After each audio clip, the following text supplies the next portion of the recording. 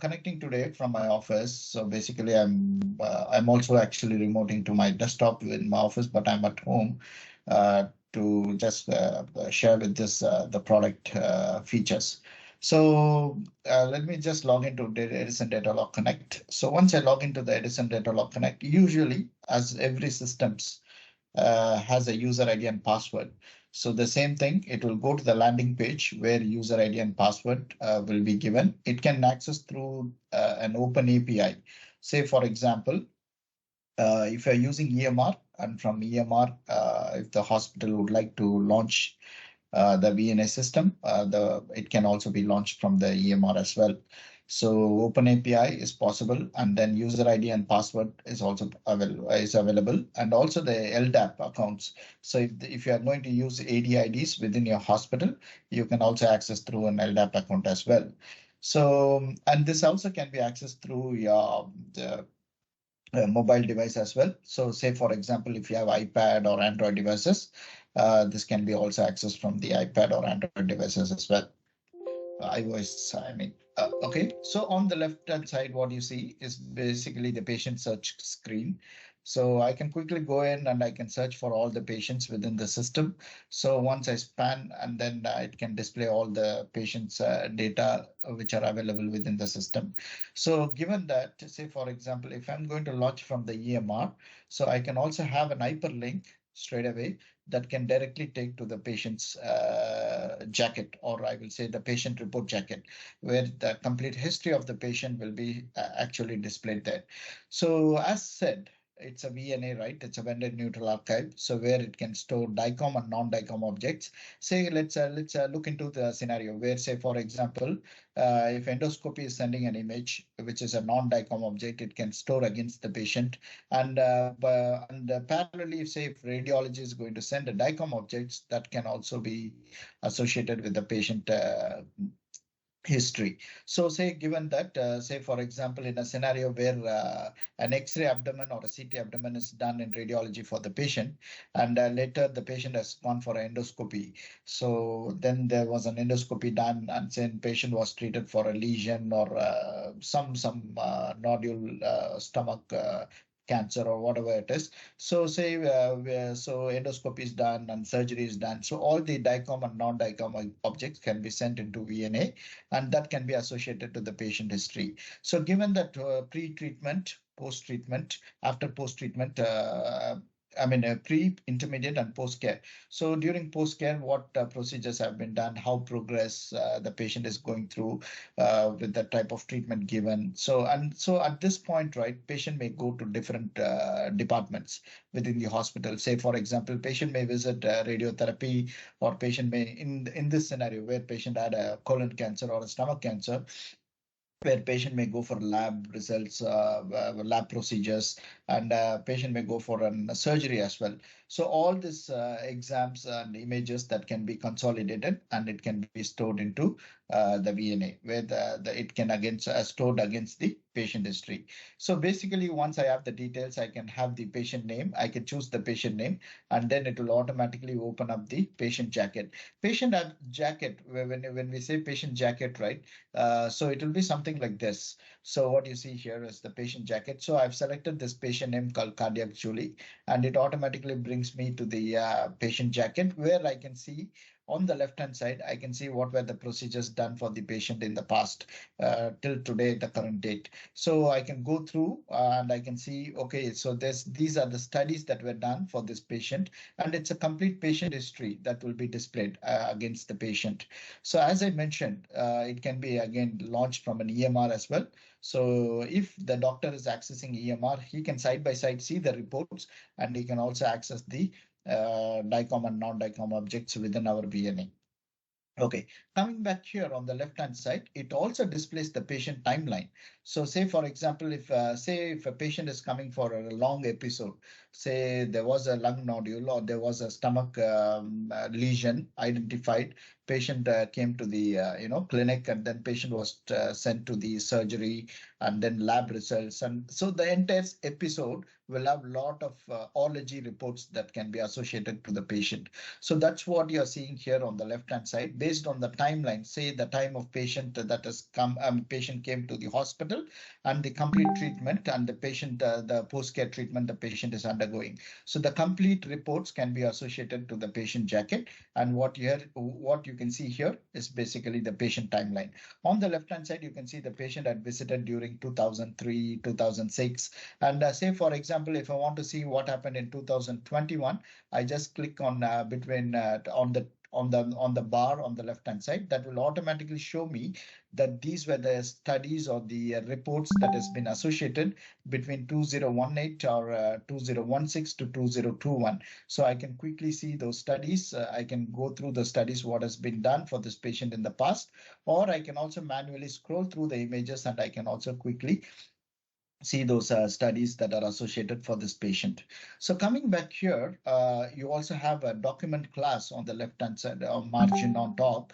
You can see patient reports, images, miscellaneous studies, say patient consent forms, in case patient is pregnant going for radiology, patient pregnancy forms, or any anesthesia forms, or any forms that can be associated and that can be stored as well. So when I say forms, is basically the documentation that can be done and the images that has been stored. So two classifications we can have, either non-DICOM classification. Within non-DICOM, you have documents plus the images, and DICOM, you have document plus classifications in the image types. So both can be stored within the same viewer itself. Okay, so coming back here, so let me pick up a study, and then let me quickly view here. So this is a non-DICOM object, so I can view my X-ray here. So patient had a fracture in the past, and then I can also split my viewports here, and I can also see what is the documentation done against this particular the X-ray image report. So I know I can understand these were the attributes that has been captured during the X-ray or the documentation that have been stored for this patient. Okay, so I can also go in and say, for example, what is the images that has been associated. So I can see this then hand associated images. And on the left-hand side, you can also see here, there's also images tabulated form here, which will display a DICOM objects. So let me quickly open up a DICOM objects, which I will show you to you as well. So how the DICOM viewer looks like. So you can see the patient has undergone an ECG, and this is our DICOM viewer. So within the DICOM viewer, you have all the complete set of tools that the clinicians will use. So basically this viewer, the radiologist can also use it from home, or the clinicians can use it from the clinic or ward, or if they are traveling around to a different place, they can also launch from an iOS or Android devices, and then they can quickly view the images. So this is a zero footprint. It does not store any images, so you can quickly view all those DICOM objects within the viewer itself. Okay, right. So any questions until now? Anyone has got any questions? Maybe later, Vincent, after you discuss everything. Oh, I didn't get you. So was there a question? Hello, can you hear me? Yeah, I can hear you now. I just said earlier that I'll just ask questions maybe after all your presentation. Thank you. Okay. Okay. So you mean that you will ask all the questions at the end of the session? Is that right? Yes, yes. Okay, perfect. All right. Okay, so let us quickly go back into, let me close this DICOM viewer, and let us quickly go back to say in this case, say for example, I'm looking at a lab image, so I can quickly click, say if the lab is going to send me some images, so I can quickly view my images. Say this patient has undergone some treatment within the hospital, so I can also split my viewports. Say for example, if I want to quickly go in, and then I can view say 4x4, and then I can also see what is the lab images that I'm looking at. So if I need to compare any of the images, I can also quickly compare for the patient. Say for example, if there is a primary. So say you can see here, I can see my primary exam. I can also see my comparisons here, and then the doctor can within the clinic, if the patient is on the fly, he is looking at examining the patient. He can also mark some annotations on the images, and he can also save those annotations. So this allows the clinicians to at least save some annotations for the patient, how progress they are doing, whether during the treatment or post treatment, how well they are progressing with their treatment. So say for example, in case of say some carcinoma, so after pre-treatment, how was the lesion size, and then after post treatment, whether the lesion has reduced, or after surgical, if there is new lesions that is coming up. So these are some things that the clinicians or the surgeons can take a look by using our VNA. Okay, so it allows the users to basically split into two viewports, or more than two viewports for the DICOM and non-DICOM objects itself. Okay, coming back here, so you see something called as a flagging option here. So this flagging option is basically, say if the patient, as I was mentioning about the episodes, right?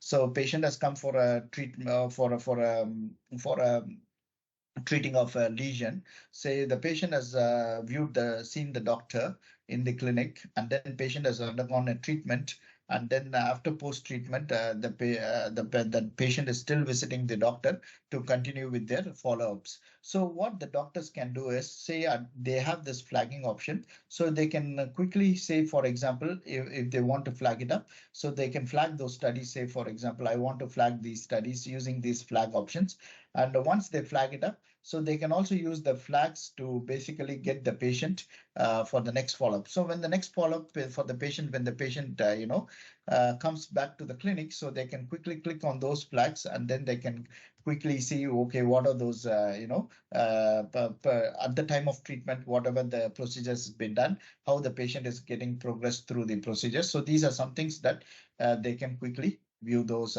using this flag options. Added to that, next comes the security and safety of the software itself.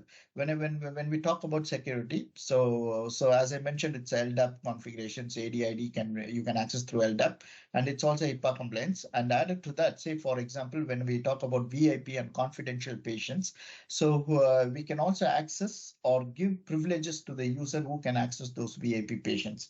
So on the left hand side, you can see here there's something called as document list, maybe incomplete due to privilege restrictions. This is basically tells you that, okay, for this patient, there are some documents that has been hidden or restricted, that a normal user cannot see those documents. So however, you can also classify the documents to restricted, non-restricted, and very much restricted. So basically, once you put as very restricted, so you need to have a privilege to access those documents. But say for example, if you have an intermediate restriction, say whereby like a normal restriction, then you get to see this something called as document list may be incomplete due to privilege restriction. We also have this alert gives you that the user, tells the user that there are some hidden documents. However, if the user wants to see those documents, on the right hand side there is a break glass option, so you can click on the break glass option. So we also capture why these informations, why the user needs to see those documents for treatment. So it's a free text field, so you can enter those free text values, and then once you have these values and privileges assigned, so you click OK, and those documents will be loaded, and you can automatically view those documents. So added to that, when I was talking about DICOM and non-DICOM, so let's quickly see how the DICOM and non-DICOM object parallelly looks like. So let me quickly go in and say, for example, okay, let me just give me a second. My internet is a bit bad.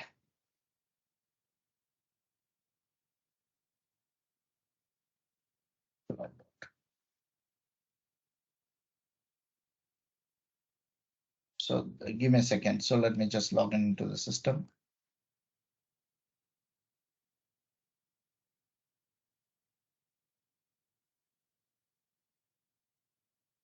So basically, yeah. So I'm trying to search for the patient and I'm trying to load the study for the patient.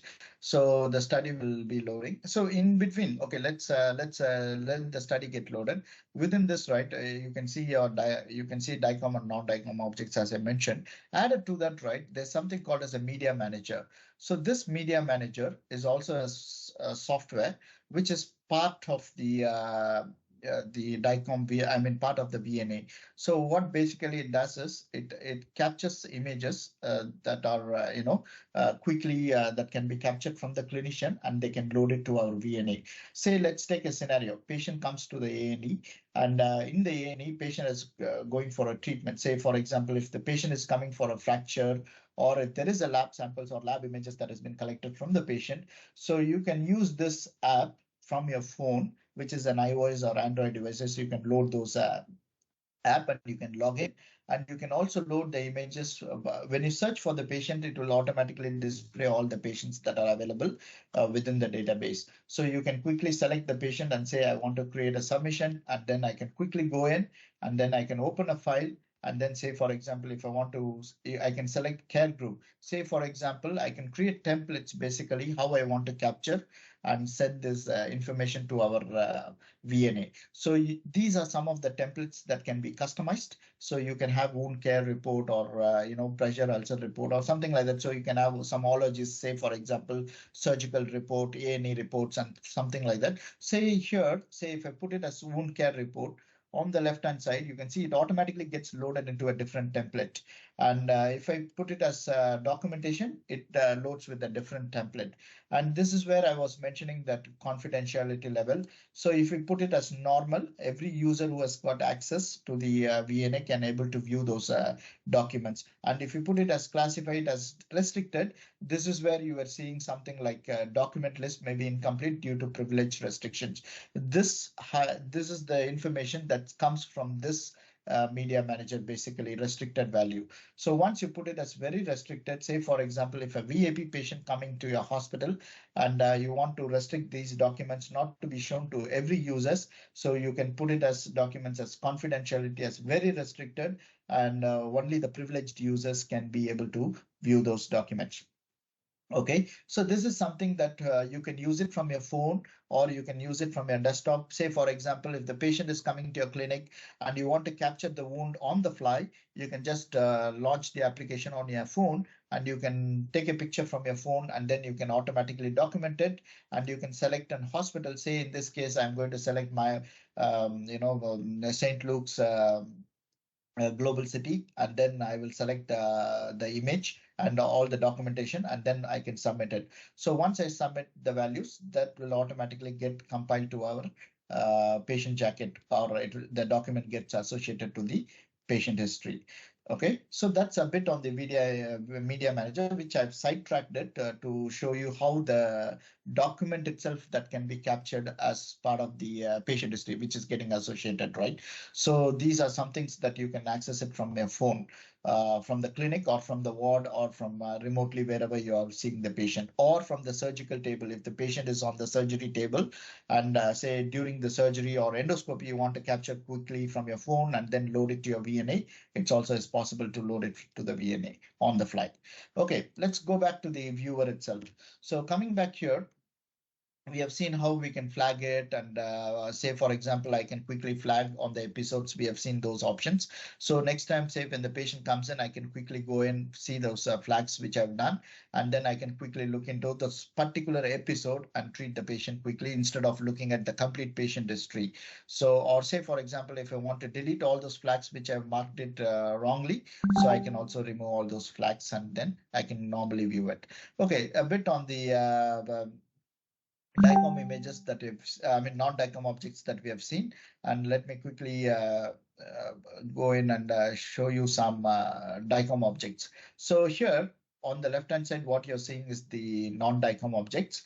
On the right-hand side is the viewer. So let's quickly go into the viewer itself. When I go through the patient history, right, I can see there are images that are ultrasound images, PET images, and then there's an interventional study. Say for example, if I want to load those interventional studies, I can quickly go in, I can load those interventional studies here, and then I can view it. However, your EMR also will display the entire report of the patient, I mean the radiology report of the patient for that procedure. So how it can, the ZFP here, or the zero footprint viewer, as we call it as the DICOM viewer, will also display the radiologist report with the image side by side. So however, say for example, if I am not interested in the report, I can close it, and then I can quickly take a look on the radiology procedures that has been done for this patient. So I can quickly go in. So it's a cine capture image that is running actually with the multi-frame objects.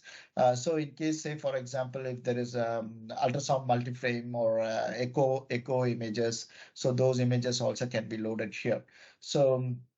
So apart from that, you can also make annotations. So like distance measurements, or like angle measurements. So all this DICOM related basic measurement tools, all those tools are available for the clinicians as well. So they can view those, use those tools on the radiology images.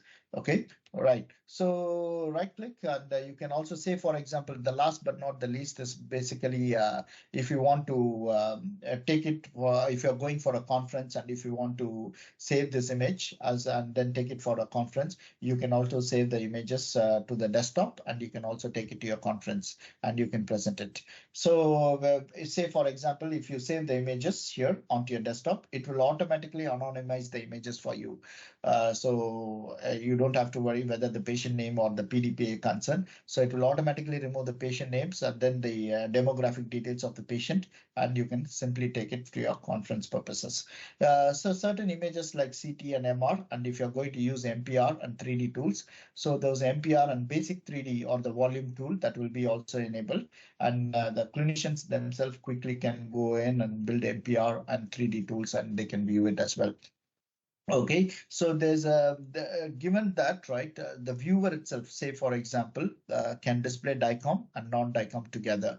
So say for example, if I want to display a non-DICOM objects or a report, I can simply click on the report, and that will automatically display a report on the side. So which is the DICOM, which is the non-DICOM and the DICOM objects together. So that's the interesting part of the viewer, where you can have consolidated or the complete ologies that is coming from different specialty within the hospital that can be consolidated and shown to the clinician or the treating physician in one desktop. So that's the key concept of having this VNA viewer which can display DICOM and non-DICOM. So basically, as I said earlier, I'm just repeating it again. So it can be launched from the EMR, or say for example, if you want to have a standalone user ID and password, you can also use a standalone user ID and password. So again, as said, if you want to collaborate with another, say Kaizen City, so you can also, give access for the particular doctor in Kaizen City, and then they can also access those images that are part of the global city.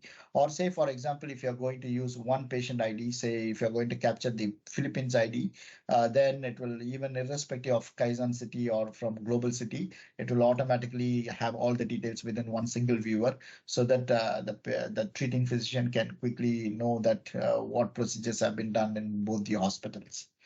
Okay. So this is as much as the VNA, the viewer, and the GUI, and the media manager. So media manager, not to confuse you, it's basically to load documentation to the viewer. So this is the viewer that we are seeing. So whatever the documents that you're loading through media manager, that will automatically get associated to here. Or say, for example, if you're actually sending the images to the PACS from the modality, that gets into the ZFP DICOM viewer, so which can be automatically displayed for that particular patient. All the images will be displayed.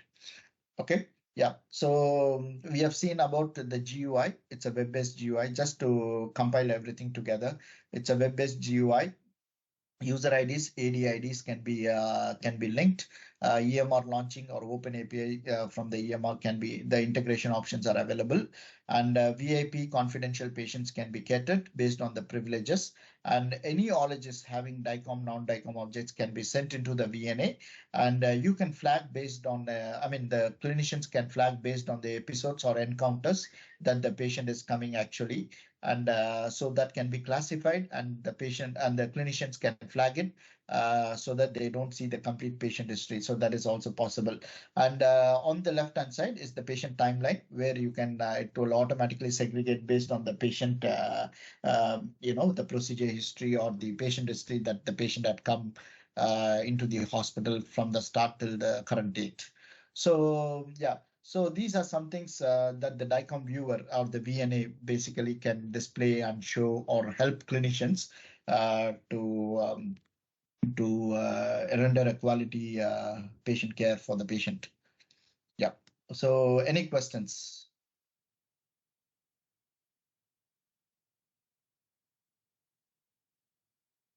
Hi, hi, Vincent. Is Yes. that all? Yes. Yep. Okay. So this your system that you're presenting is regarding this your virtual server, right? Yes, correct. And anything that will be captured from the hardware will be sent on the system automatically and with can be connected with the EMR and with the CareStream. Yeah. So the basically right, your EMR. Say for example, let's take two things. Right. One is patient has come for an endoscopy. In this case, patient has gone for a gastroscopy, and there's a gastroscopy done for the patient. So in the EMR, when the patient first comes to the doctor will place an order for gastroscopy. So the gastroscopy goes to the endoscopy department. Patient visits there. On the procedure day, gastroscopy has been done, and then the gastroscopy images can be sent to the VNA. Okay, so there's nothing to do with VMR. So it goes everything, all the images, documentations, everything goes into the VNA. Okay, right. So gastroscopy done. Patient has been given for a 1 week of course of antibiotics. After antibiotics, patient comes to the clinic again.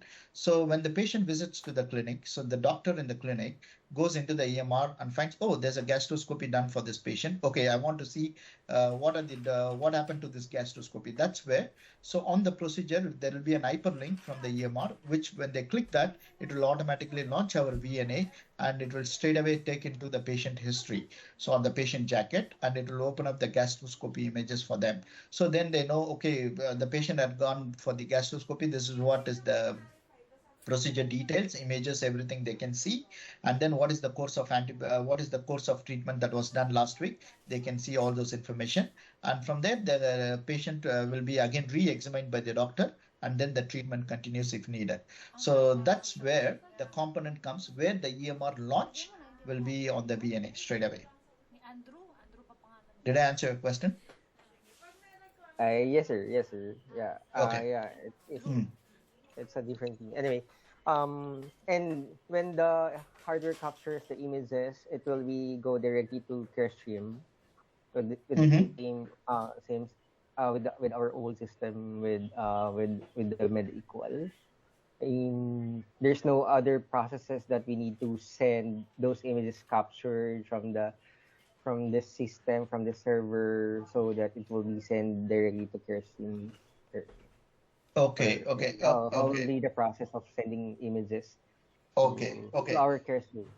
Okay, so See, let me just check up. So Vincent, yeah, it's a cache Vincent, cache is stream, the right? question Yeah, is the question about DICOM images from yeah. CareStream Understood. to Understood. VNA, right? Yeah, So Mm. yeah. basically, Will it still be Care, available? yeah, from CareStream side, you can configure the system to auto route real time, or at intervals, you can send automatically to the VNA. Since they are DICOM, we are able to capture all the metadata from the DICOM tags. So that will form the metadata for the DICOM images from CareStream, and it will automatically get displayed in the from the VNA. Yep. So basically, So right? So yeah. So basically, let's take an example, right? Patient is coming for a CT scan abdomen. So patient is done with the CT scan abdomen. Images currently are sending it to the cache impacts. So once images go into the cache impacts, the cache impacts has got the capability to auto route the images to our GEVNA. So all the images that are going to the cache impacts will be auto routed to the GEVNA. Added to that, say once your radiologist is doing the report and then they finalize the report gets into the cache stream system as well. So the report also can be sent if you are using the cache stream for reporting. I assume that you are using cache stream reporting. So the report also a copy can be sent to our VNA. So it means on our DICOM viewer, so you can see basically the patient report plus the images together. So that's where the DICOM component, right? So whatever you have it in cache name can be auto routed, meaning that none of the users will have any intervention like going and routing it manually, not required. So everything will be done by the system that is capturing or receiving the first DICOM objects, accept it, they will auto route it to us. So that's how the system. Okay, to answer your question, the user intervention will not be there. All the first thing that you will be doing is from the CT scan. Say if you have CT1, CT2 rooms, then you will have something called as a destination, which is you will be selecting cache impacts and then you will send it. So that's all you will be doing. On the workflow wise, there won't be any changes to the users. Okay, yeah, you answered my question. Another question is there are two go ahead. ways. There are two ways you can address this. We are not sure how the report is stored in CareStream system. If the CareStream reporting system send the report to the PACS and it is captured as a DICOM SR, there is no issue when you auto route the images and the report also gets into the VNA. If the reports are not stored in the DICOM as DICOM object in CareStream, they can also send a HL7 message to our VNA. So the report is stored in our VNA separately. So both ways, once configured, there is no manual intervention is required. Yep, that's right. Okay, thank you. Regarding with the video, it can be also uploaded on your system, the endoscopic video. Yes, so video, right? So it can take video or it can take JPEG files or PDF. There's a set of formats that we can, if you need it, we can give it to you. So most of the endoscopy machines will be able to, I think later, I think the most recent endoscopy machines are DICOM as well. So they can also send DICOM images, either it's a multi-frame, you can send it, or say if you are having a endoscopy machine, which can only send non-DICOM, yeah, the endoscopy machine can also, as a software, if I'm not wrong, that will auto route those images into the VNA, which will be classified as non-DICOM objects. Okay, and what will be the default format for the video? In case It's if I'm not wrong, will it be that AVI? Yeah, it will be AVI. AVI. Mm. And in case that the patient requested for images, will this system can convert the DICOM format into, let's say, a PNG, a JPG, you know, that's any like common format for images. Okay, so that's a good question. Say for example, when we right click and when we save images, right? So all the save image, even if it's a DICOM, all the save images are only JPEG images. So you can only have JPEG images, that can be saved for using the desktop. If you say that, okay, I want a DICOM objects, then you can also download it from our EA admin tool, where you can download into DICOM objects as well. So both things are possible, but because the viewer is used by the clinicians irrespective of different responsibilities, right? There could be radiographers using it, radiologists using it, or clinicians within clinicians, surgeons, ophthalmologists, gastro. So many people are using it. So that's why we are giving it only as JPEG from the front end. But if the PACS admins or the specialty admins, whoever is would like to have it in DICOM downloaded, that's also is possible from the DICOM stored DICOM data. It can be downloaded. Okay. What else? Yeah. And So the it's, other I thing, suppose right? it's a website, Yeah. right? Come again? There's no app like for if we want to access it offsite, it's just a website that we need to access, right? Yeah. So when it comes to accessing, right, is I will say, so the system, right? Basically, the system is capable, so you can access it. It has been designed to, that can, where a user wants to access it from outside, they can access it using an internet connectivity. They can simply access it. But again, given that hospital policies and all those things, right, that's a separate things that need to be discussed, right?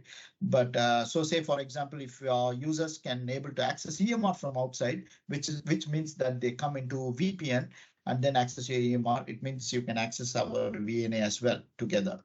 Okay, say that's something that can be discussed, but the system is capable to access it from remotely from within Philippines or from outside of Philippines if the doctor is traveling for a conference and they would like to access it from a different country is possible, or if they are at home in the night and you want to quickly take a view and give your as a consultant you want to give your input to the registrar or medical officer, that's possible. As by design, the system can be accessed remotely, but again, hospital policy is something that can be discussed when the need arises.